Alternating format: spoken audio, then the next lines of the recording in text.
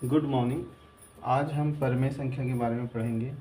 गणित में विभिन्न प्रकार की संख्याएं प्रयोग में लाई जाती है। इसके गुणों के आधार पर अलग अलग भागों में बांटा गया है। जैसे सबसे पहले यहाँ पे प्राकृतिक संख्या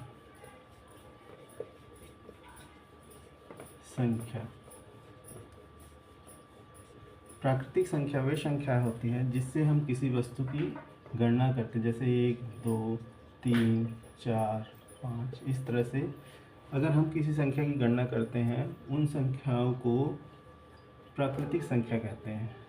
दूसरा है पूर्ण संख्या।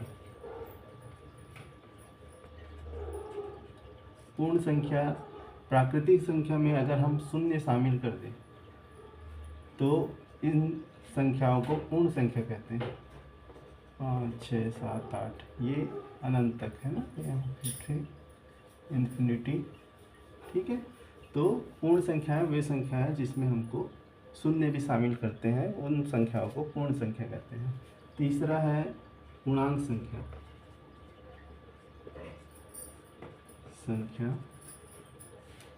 इन संख्याओं में हम माइनस वाली संख्या को शामिल करते हैं, वैसी संख्या को पूर्णांक संख्या कहते हैं। -2, -3 इस तरह से 0, 1, 2, 3, 4, 5। जिन संख्याओं में माइनस वाली संख्या शामिल होती है, शून्य के साथ माइनस वाली संख्या शामिल होती है, उसको बोलते हैं पूर्णांक संख्या। पूर्णांक संख्या दो प्रकार की होती है। पहला है धनात्मक पूर्णांक।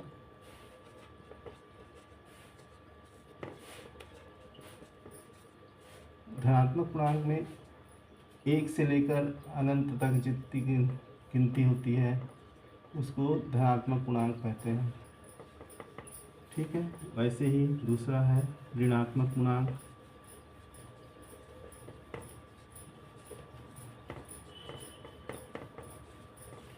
इसमें माइनस वाली संख्या -1, -2, -3, -4 ऐसे चलते रहते हैं। शून्य ना तो धनात्मक है, शून्य ना तो धनात्मक है और ना ही ऋणात्मक।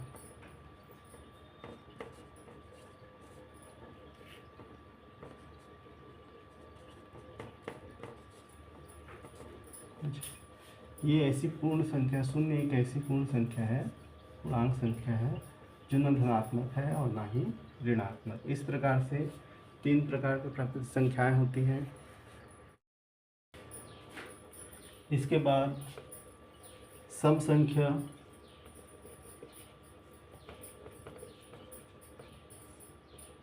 सम संख्या वे संख्या होती है जो 2 के भाग के रूप में रहती है। जैसे 2, 4, 2, 4, 6, 8, 10 इस तरह से सम संख्या वो संख्या है जिसकी इकाई में 2, 4, 6, 8, 10 या शून्य हो, वे संख्याएं सम संख्या कहलाती है। या इस तरह से बोल सकते हैं कि जिन संख्याओं का की जोड़ी बनती है उसे सम संख्या कहते हैं।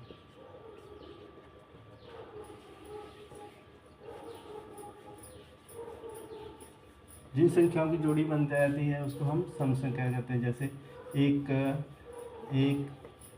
धन 1 करेंगे तो 2 होता है, ये 1 1 की जोड़ी हो गई। 2 धन 2 करेंगे तो 4 हो गया, तो ये 4 2 2 की जोड़ी। इस तरह से जिन संख्याओं की हम जोड़ी बना सकते हैं उसे सम संख्या कहते हैं। उसके बाद दूसरा है विषम संख्या।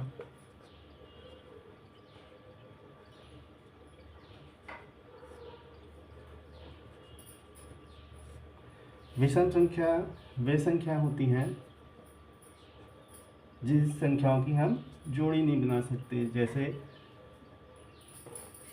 3, 5, 7, 9 इस तरह से जिन संख्याओं की हम जोड़ी नहीं बना सकते उसको हम विषम संख्या कहते हैं। या जो 2 से भाग ना जाने वाली संख्या वो विषम संख्या कहलाती है।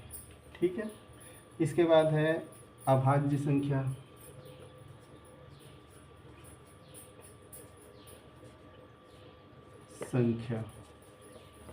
अभाज्य संख्या वे संख्या होती है जिसको हम भाग नहीं दे सकते, है ना, या एक और स्वयं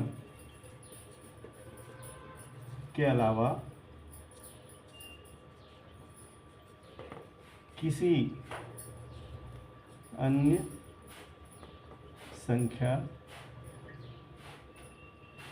से भाग न जाए, है ना, एक और स्वयं के अलावा, है ना। जैसे कोई संख्या है जिसको हम भाग देते हैं, जैसे 5 को हम भाग देना चाहेंगे तो 5 1 से जाएगा और 5 से जाएगा, इसके अलावा किसी दूसरी संख्या से ये भाग नहीं जाएगा। इसलिए एक और स्वयं के अलावा किसी अन्य संख्या से अगर भाग नहीं जाता तो वो विषम संख्या कहलाती है।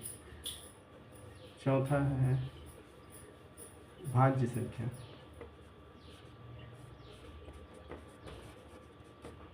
भाज्य संख्या वे संख्या है जो एक और स्वयं के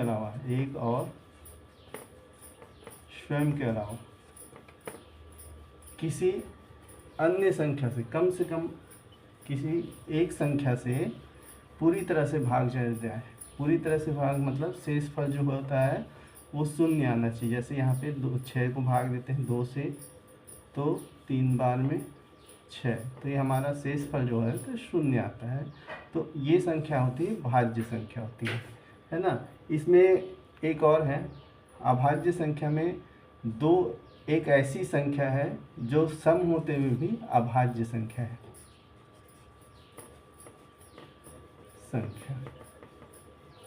ठीक है, इस तरह से हम अभाज्य संख्या और भाज्य संख्या को समझ सकते हैं। अब परमेय संख्या।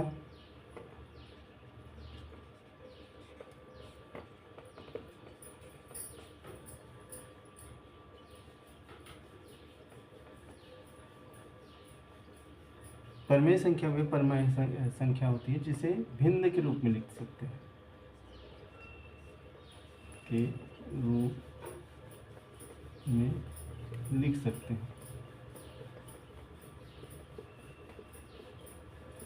उसे परमेय संख्या कहते हैं। जैसे यहाँ पे P/Q है ना, ये अंश और हर के रूप में, ऊपर का अंश और नीचे हर।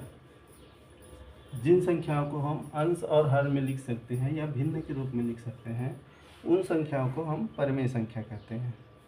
जैसे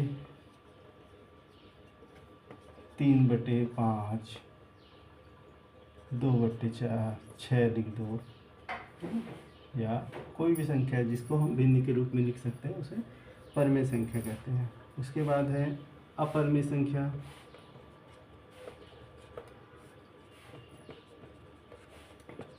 जिन संख्याओं को हम भिन्न के रूप में नहीं लिख सकते, भिन्न के रूप में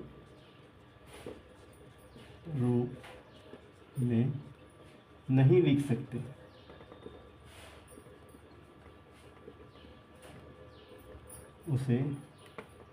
उसे अपरमेय संख्या कहते हैं,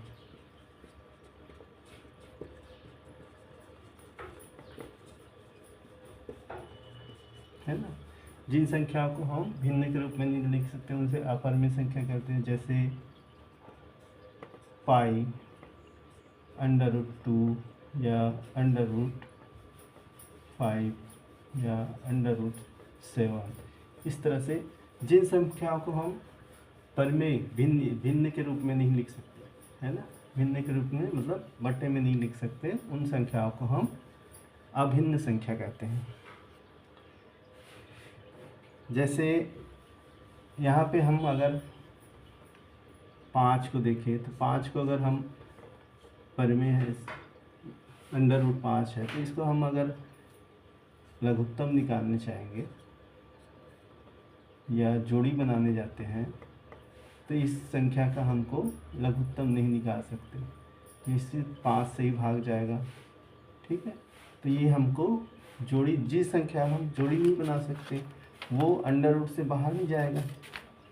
इस तरह से हमको समझ में आता है कि वो संख्याएं परमेय संख्या नहीं है। इसके बाद हम परमेय संख्याओं का गणितीय संक्रियाएं सीखेंगे, जैसे परमेय संख्या को जोड़ना और घटाना।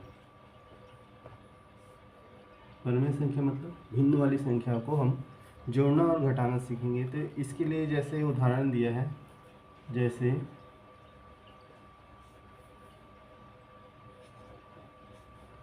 2/6 धन 3/7 कर लेते हैं। तो इसको सबसे पहले जोड़ने के लिए हमको क्या करना पड़ेगा, जो हर वाली संख्या है उसका लघुत्तम निकालना पड़ता है ना। तो 6 और 7 का लघुत्तम कितना होगा, तो पहले 2 से, तो 2 3 बार में, 3 दूनी 6 और 7, फिर 3 से एक बार में ये 7, फिर 7 से एक बार में और एक बार में। तो ये क्या है, 2 गुणित 3 गुणित 7 है ना। तो 3 दूनी 6, 6 सत्ते 42। तो इनका लघुत्तम कितना है, 42। तो ये 42 नीचे रखेंगे। अब इस 42 पे हर का भाग देंगे।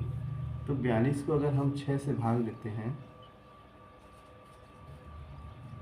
6 से भाग देंगे तो 6 सत्ते 42, ये 7 बार में हमारा 42 कट जाएगा। तो ये 7 जो आया है भाग, इसको अंश से गुणा करना है, ठीक है। तो ये 7 का गुणा होगा, तो 2 गुणित 7 धन, अब इसके हर का भाग देंगे 42 से, तो 6 बार में जाएगा, 6 सत्ते 42, 7 सत्ते 7 6 के 42 है ना। तो फिर अंश का हर जो भागफल आएगा उसका गुणा अंश से करेंगे, तो ये हो गया 3 गुणित 6। अब यहाँ पे क्या होगा, 6 7 दूनी 14 धन 6 तिया 18 और नीचे में 42। अब इसको जोड़ दो, 8 4 12 का 2 और 1 2 3, ये आया 32/42। तो इस तरह से हम जोड़ना सीखते हैं कि जो भिन्न वाली संख्या है उसको जोड़ने के लिए सबसे पहले उसके हर का लघुत्तम निकालना है। लघुत्तम निकालने के बाद जितना भी लघुत्तम आएगा उसको हर से भाग देंगे और जो भागफल आएगा उसको अंश से गुणा करेंगे। इस प्रकार से हमारा जोड़ का जो संक्रियाएं हैं भिन्न वाली वो कंप्लीट करती है। वैसे ही अब घटाना देखेंगे, जैसे यहाँ पे 4/5 माइनस 2/3। अब इसको घटाने के लिए सबसे पहले वही जैसे हम जोड़ने में किए थे लघुत्तम समापवर्ग निकालते हैं, तो यहाँ भी लघुत्तम निकाल लेते थे। तो सबसे पहले यहाँ 3 से 3 एकम 3 5, 5 से 1 5 एकम 5, तो क्या आया 3 गुणित 5 बराबर 15। तो लघुत्तम हमारा आया 15, ठीक है। अब हर से भाग देंगे 15 को, 15 भागित 5, तो 3 बार में 3 पंचे 15। इस तरह से ये जो भागफल आया है वो अंश से गुणा हो जाएगा। 3 4 गुणित 3 माइनस, फिर इससे भाग देंगे, 3 से भाग देंगे तो 5 आएगा। तो 5 का गुणा ऊपर 2 से करेंगे तो 2 गुणित 5, ठीक है। अब यहाँ पे क्या होगा, 4 तिया 12 माइनस 5 दूनी 10/15, क्या आएगा, 12 में से 10 कम किए तो 2/15। इस तरह से हम घटाना और जोड़ना करेंगे। अब हम परमेय संख्याओं का गुणा देखेंगे। गुणा गुणा करने के लिए सबसे पहले जैसे 2/3 गुणी 5/4, तो इसका गुणा जब होता है तो गुणा करने के लिए अंश से अंश का गुणा और हर से हर का गुणा होता है ना। तो 5 दूनी 10 और बट्टे 4 तिया 12, ये इस टाइप से हम गुणा करते हैं। गुणा करने के लिए अंश का अंश से गुणा और हर का हर से गुणा। भाग, परिमेय संख्याओं का भाग, जैसे यहाँ पे 2/3 भागित 5/4 है ना। तो इसको अगर हम गुणा भाग देना चाहेंगे तो भाग देने के लिए हमको कुछ करने की ज़रूरत नहीं, सिर्फ इसका चिन्ह बदल देते हैं। 2/3, अब भाग की जगह गुणा लगा दो और अंश जो संख्या है अंश और हर उसको पलटी कर दो, तो यहाँ पे आएगा 4/5। अब जैसे गुणा किए हैं वैसे ही इसमें भी गुणा कर देंगे, तो ये हो जाएगा 4 दूनी 8 और 5 तिया 15। इस तरह से हम गुणा और भाग करते हैं। भिन्नों का गुणा और भाग इसी प्रकार से किया जाता है, बहुत इजी है, आराम से किया जाता है। इसके बाद हम परिमेय संख्या या भिन्नों की परिमेय संख्या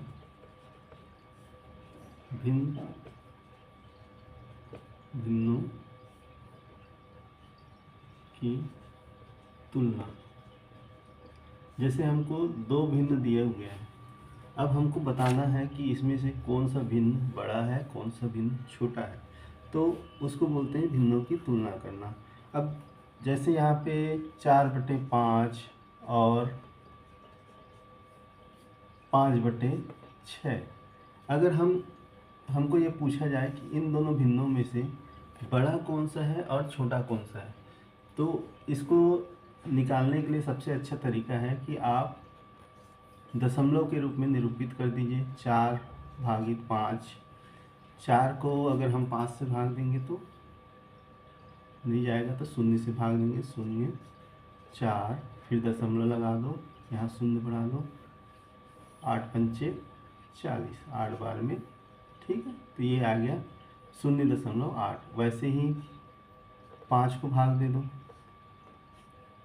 5 6 से, 0 से 5, फिर दशमलव लगा दो, 0 बढ़ा दो, 6 48, 8 बार में 48, फिर यहाँ पे 2 आ जाएगा माइनस और ये कट जाएगा, फिर 0 बढ़ा दो, 6 तिया 18, 3 बार में 18, फिर यहाँ पे 2 आ जाएगा और ये कट जाएगा। तो इस तरह से ये बढ़ते जाएगा, तो यहाँ पे 3 फिर आ जाएगा। तो हम देखते हैं कि हमारा 4/5 का 0.8 आया है और 5/6 का 0.833 इधर चलते जाएगा। तो हमारा बड़ा संख्या कौन सी है? 0.833 है ना। तो हमारी बड़ी भिन्न कौन सा होगा? 5/6। इस प्रकार से हम भिन्नों की तुलना कर सकते हैं। इसके बाद हम दो परिमेय संख्याओं के बीच परिमेय संख्या ज्ञात करना सीखेंगे। दो परिमेय संख्या के मध्य परिमेय संख्या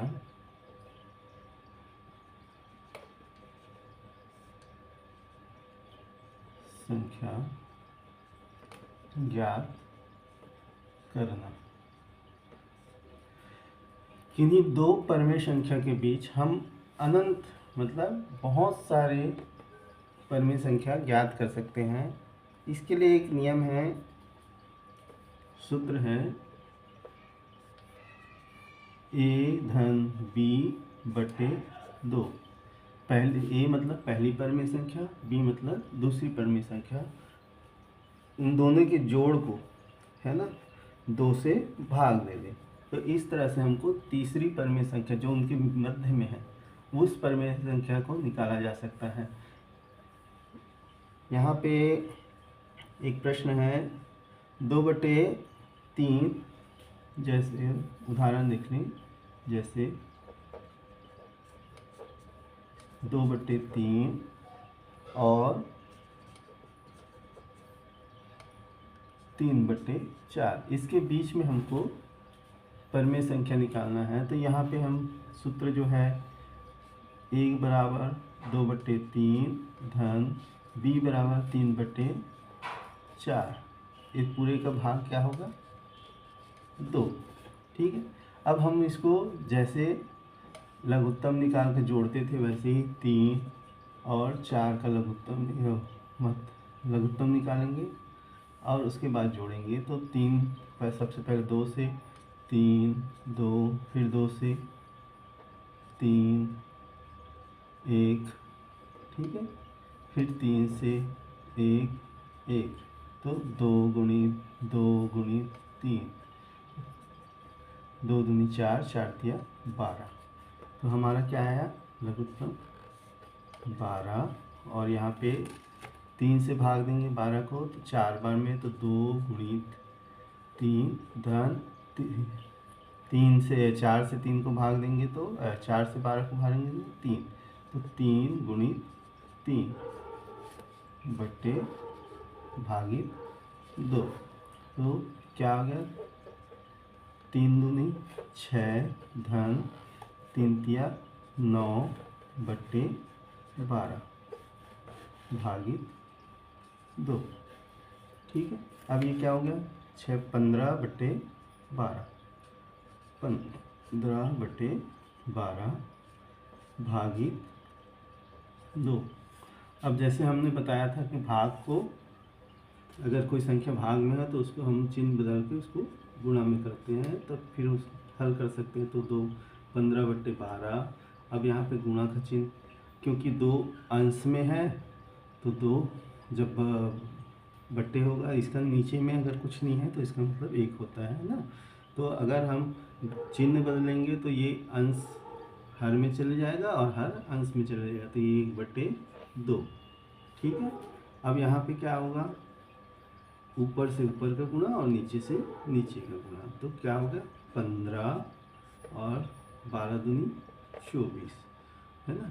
तो इस तरह से हम देखते हैं कि 2/3 और 3/4 के मध्य 15/24। अगर हम इसको हल करना चाहें तो 5 तिया 15,